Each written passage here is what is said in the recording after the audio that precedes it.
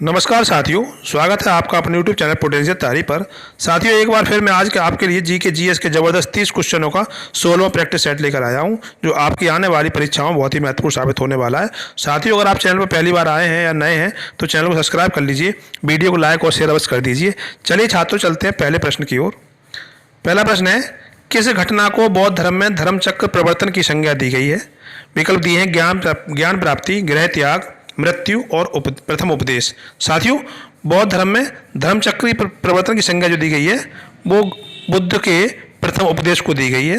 तो विकल्प डी इस प्रश्न का सही आंसर रहेगा। साथियों, बताते चलें कि गौतम बुद्ध ने ज्ञान प्राप्ति के पश्चात अपना पहला उपदेश जो है 5 ब्राह्मण सन्यासियों को सारनाथ में दिया था, और ये जो पहला उपदेश दिया था इसी को बौद्ध ग्रंथों में, बौद्ध धर्म में धर्मचक्र प्रवर्तन संज्ञा दी गई है।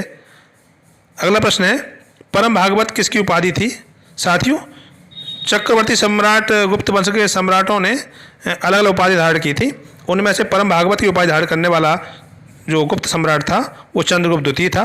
तो विकल्प बी इस प्रश्न का सही आंसर रहेगा। इसने परम भागवत की उपाधि धारण की थी और साथ में विक्रमादित्य की उपाधि भी इसी ने धारण की थी। अगला प्रश्न है, कंदरिया का महादेव मंदिर किस वंश के शासक ने बनवाया था? विकल्प दिए हैं राष्ट्रकूट, चंदेल, प्रतिहार और चौहान। साथियों, कंदरिया का महादेव मंदिर विशेष रूप से ये एक शिव मंदिर है और खजुराहो के सभी मंदिरों में सबसे विशाल एवं प्रसिद्ध मंदिर है, और इस वंश का निर्माण चंदेल शासक धंग ने करवाया था। तो विकल्प बी इस प्रश्न का सही आंसर रहेगा, चंदेल। अगला प्रश्न है, दिल्ली सल्तनत पर चंगेज खां का आक्रमण किसके समय हुआ था? साथियों, बताते चलें, चंगेज खां एक मंगोलिया का शासक था और इसने ख्वारिज्म के अंतिम शाह जलालुद्दीन मगवर्नी का पीछा करते हुए दिल्ली सल्तनत की सीमा तक आ गया था, लेकिन आक्रमण उस प्रकार से नहीं हो पाया था और समझदारी के साथ दिल्ली के सुल्तान इल्तुतमिश ने आक्रमण होने से उसको बचा लिया था। तो इस प्रश्न का सही आंसर रहेगा विकल्प ए, इल्तुतमिश। इल्तुतमिश के समय चंगेज दिल्ली सल्तनत की सीमा तक आ पहुंचा था। अगला प्रश्न है, भारत में मनसब प्रथा किसने प्रारंभ की थी? विकल्प दिए हैं इल्तुतमिश, हुमायूं, शेरशाह सूरी और अकबर। साथियों, भारत में पहली बार मनसब प्रथा को प्रारंभ करने वाला बादशाह अकबर था। तो विकल्प डी इस प्रश्न का सही आंसर रहेगा। इल्तुतमिश ने भारत में सबसे पहले अक्ता प्रथा चलाई थी। अक्ता, इसी को इक्ता भी कहा गया है। और जब मनसब की बात करें तो इसके लिए आंसर रहेगा अकबर। अगला प्रश्न है, कलकत्ता नगर का संस्थापक किसे माना जाता है? विकल्प दिए हैं Gerald Aungier, Francis Day, Job Charnock और रॉबर्ट क्लाइव। साथियों, कलकत्ता नगर की स्थापना करने का श्रेय जाता है जॉब चार्नोक को। तो विकल्प सी इस प्रश्न का सही आंसर है।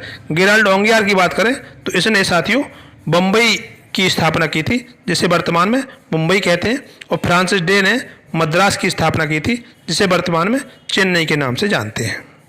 अगला प्रश्न है, बी.डी. सावरकर ने 1857 के विद्रोह की स्वर्ण जयंती कहाँ मनाई थी? विकल्प दिए हैं दिल्ली, सिंगापुर, पेरिस और लंदन।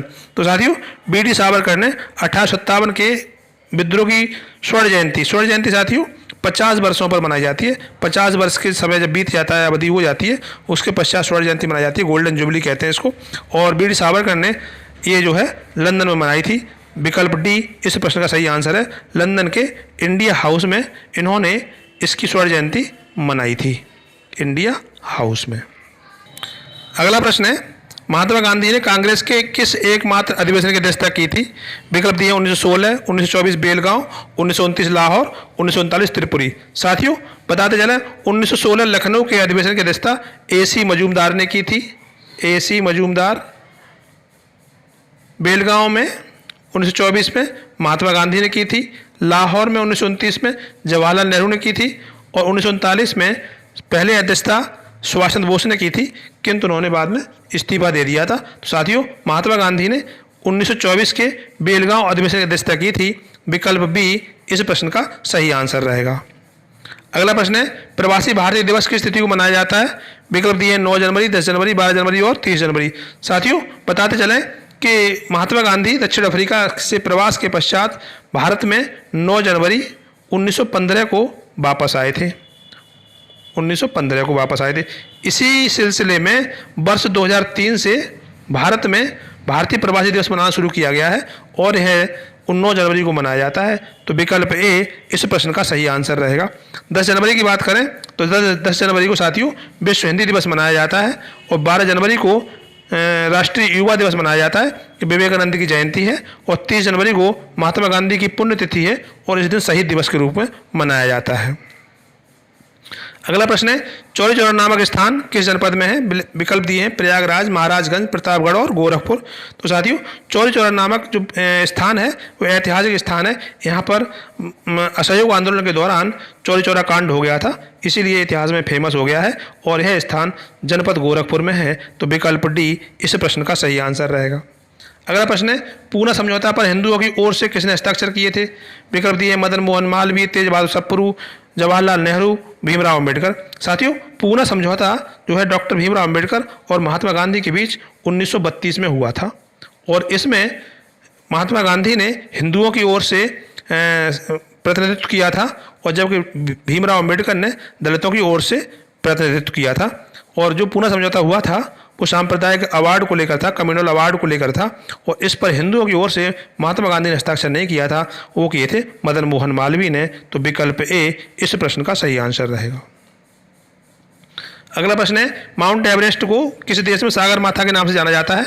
विकल्प दिए भूटान, तिब्बत, म्यांमार, नेपाल। तो साथियों, माउंट एवरेस्ट को नेपाल में सागर माथा के नाम से जाना जाता है।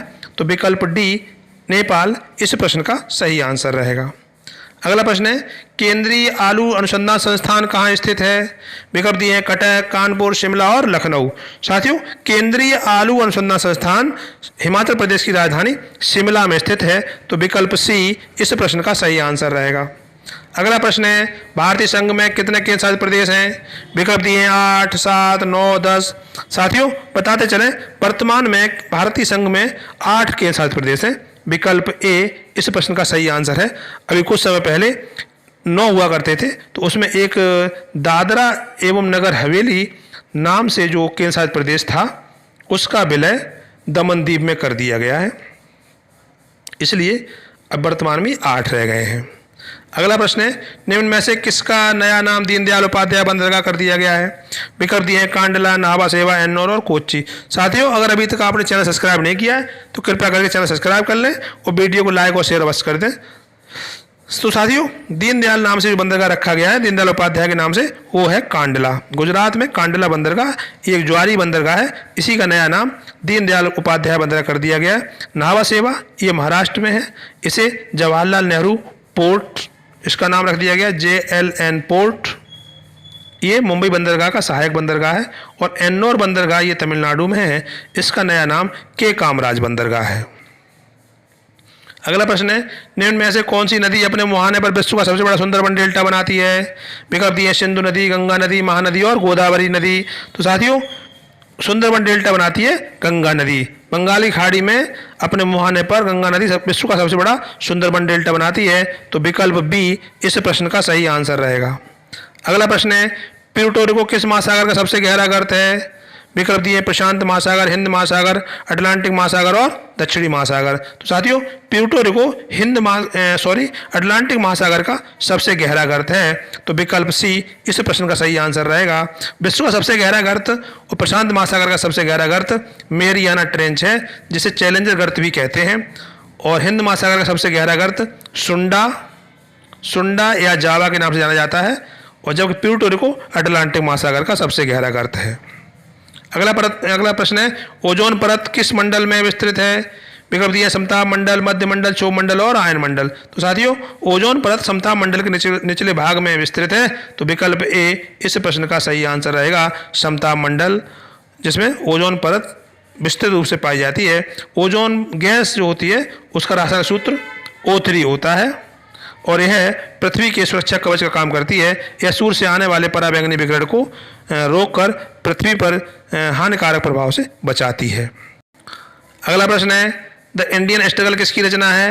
विकल्प दिए हैं बाल गंगाधर तिलक, सुभाष चंद्र बोस, अबुल कलाम आजाद और महात्मा गांधी। तो साथियों, द इंडियन स्ट्रगल जो रचना है वो सुभाष चंद्र बोस की है, नेताजी सुभाष चंद्र बोस। विकल्प बी इस प्रश्न का सही आंसर है। अगला प्रश्न है, काठियावाड़ प्रायद्वीप किस राज्य में अवस्थित है? विकल्प दिए तमिलनाडु, ओडिशा, महाराष्ट्र, गुजरात। तो साथियों, काठियावाड़ प्रायद्वीप जो है कच्छ की खाड़ी, खंबाती खाड़ी और अरब सागर से घिरा हुआ एक प्रायद्वीप है, और ये गुजरात में है। तो विकल्प डी इस प्रश्न का सही आंसर रहेगा।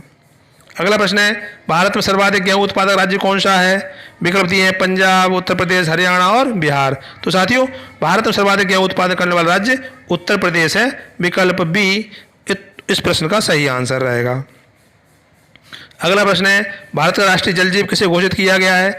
विकल्प दिए व्हेल, शार्क, डॉल्फिन और घड़ियाल। तो साथियों, वर्ष 2009 में गंगा में पाई जाने वाली गंगा डॉल्फिन यानी मीठे पानी की जो डॉल्फिन है उसे भारत का राष्ट्रीय जल जीव घोषित किया गया है। तो विकल्प सी डॉल्फिन इस प्रश्न का सही उत्तर है। इसे सूस के नाम से भी जानते हैं। ये एक स्तनधारी जल जीव है और ये जो है मीठे पानी वाली जो डॉल्फिन है उसे भारत का राष्ट्रीय जल जीव घोषित किया गया है। अगला प्रश्न है, ओणम उत्सव किस राज्य में मनाया जाता है?